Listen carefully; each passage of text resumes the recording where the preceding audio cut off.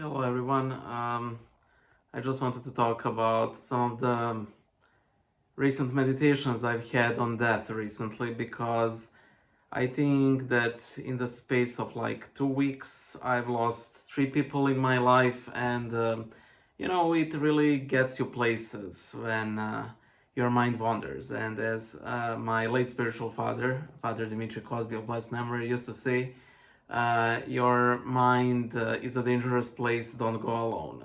I don't believe that that is his original quote. I'm pretty sure that he quoted someone, but I can't remember whom, so there's that. First of all, I lost primarily online friend, Vladimir. By the way, the common thread with all of these three deaths is that they were all unforeseen. Even though the two people were sort of older, you did not expect for them to go because they did not suffer from any like illnesses that you could anticipate their end. So Vladimir, he was, I don't know, was he like 41? At my age, that's considered young. So, and I was notified by our mutual friend that she saw on somebody's story like, hope you're playing in the heavenly band or something, and then I learned that, yeah, he died.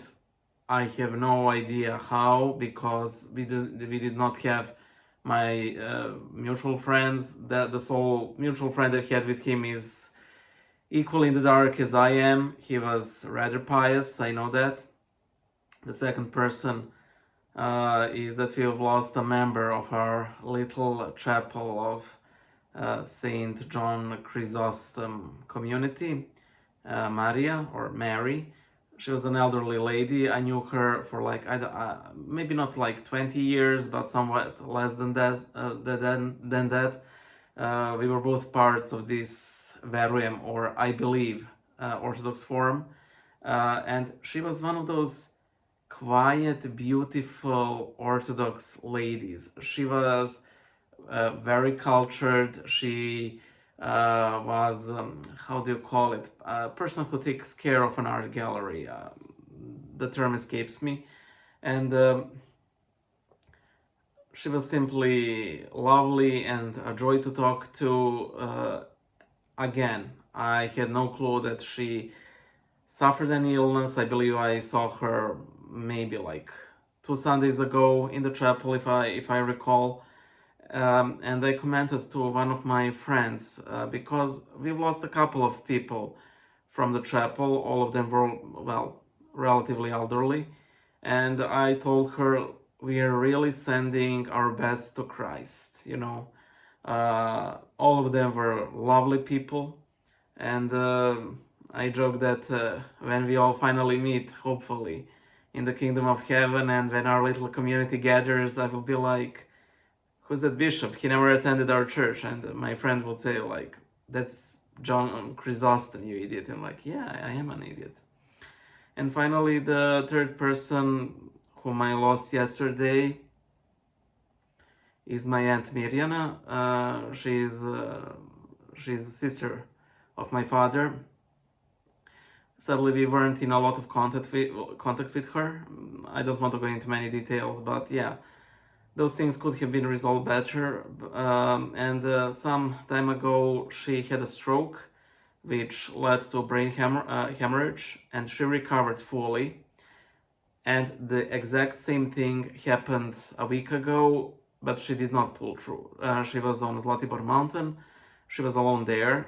She suffered a relatively mild stroke. She managed to get outside of the house and seek help.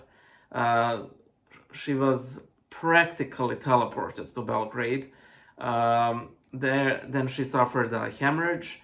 2 days ago, the bleeding stopped, and yesterday, her life as well. I really hoped and prayed that she would recover, but she didn't, and that's fine. It led me to all these sorts of thinking, like, because I was praying so fervently for her and for many, but um, Sometimes prayers aren't for recovery, sometimes they're for other things, for forgiveness of sins, for a painless end, for, you know, uh, you can, I will just, there's an icon of St. George there. Yeah, he's our patron saint of our family, and, he may not have healed her, but I'm pretty sure that he led her to over there. And it's, it's sad, and, when we think of, think about those things, um, in the end, she was given that grace to see her son, my cousin, Stefan, before she went. And the thing I really like about my family, that we might have some minor squabbles among each other. But when she suffered a stroke, like we all, called and, you know, called about her and inquired and everything. When my father had his heart attack a couple of years ago, she was one of the first people to call and to worry and so on, because, and it led me to so many like ponderings and things. Like in the Orthodox Church, we believe in the toll houses, and it's really interesting how the toll houses essentially ask how bad you were, comparing good deeds versus sins. But the last judgment of Christ, and what makes his judgment so different from that particular judgment of the toll houses, is not how many amount of sins or good deeds you've had, it's how much were you conformed to me. Because ultimately the biggest thing that Christ asks of us is, have you visited the sick? Have you fed the hungry? Have you given water to the thirsty? Have you visited the imprisoned? People who are downtrodden, who are weak, whose life is in shambles, and so on and so forth. And I'll be quite honest. Recently, I have been filled with so much hate and anger. And if you live in Serbia or are aware of recent, occurrences with our current government, you will know what I'm talking about. Essentially, that we are ruled by this mafia-type assembly that has literally hacked the democratic system, that you simply cannot oust them from power. Because they have the support of this omnipotent secret service, the support of all the West, because what they're essentially doing is that they've essentially cut up Serbia like a pie, and they're offering it to everyone else. Like, Europe, take your slice, China, take your slice, and they're destroying this country.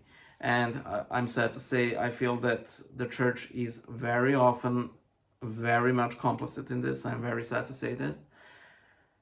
Which again led me to a lot of hate. There's no other way to say it, and anger. However, that also led me to some ponderings on forgiveness.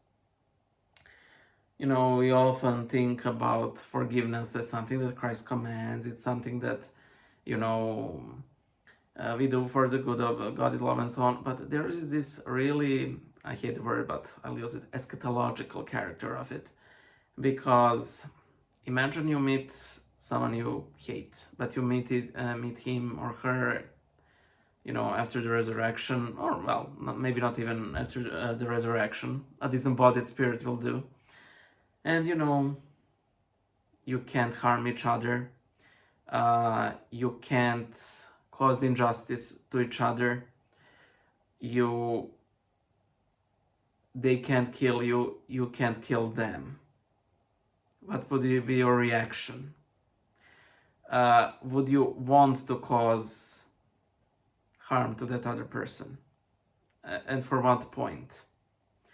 And I think that's ultimately what this is one segment of all the things that will determine our fate in the afterlife, the state of our soul, but it's all interconnected and of a very similar pattern.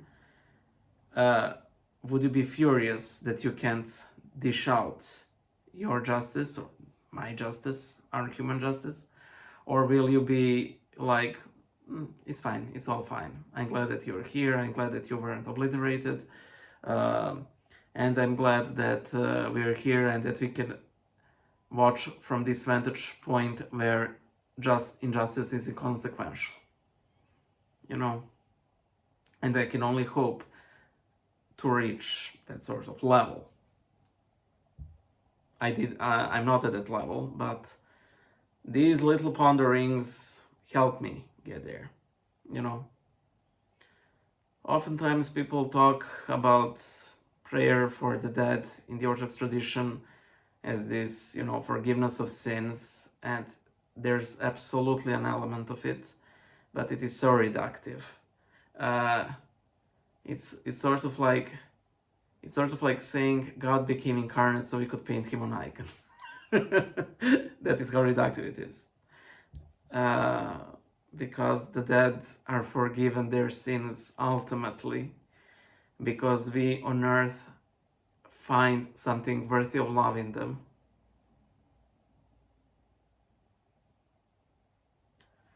And simply because Lord ultimately isn't the God of disunity. He takes no joy in tearing people apart. Even though on occasion he causes it, so to speak, because, he who does not hate his father or his mother for my sake is not worthy of me.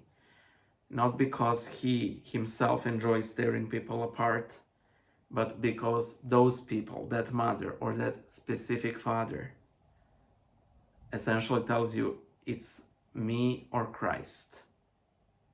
And only when we love Christ, we can truly love that mother or that father, even when they go against us because of Christ. That's not my case, luckily. My mother sort of believes in God, my father is an atheist, but that is never an issue, and thank God for that. So yeah, that's why prayer for the dead works, because God is simply removing that which is tearing us asunder, which is sin, because of our love for them. And his love for them, of course. But he takes joy in us wanting to be part of that process where the dead are united with him. So yeah, I just wanted to share some of my thoughts. So please pray for Mirana, my Aunt Maria, that lovely church granny, and Vladimir, that friend of mine. Bye.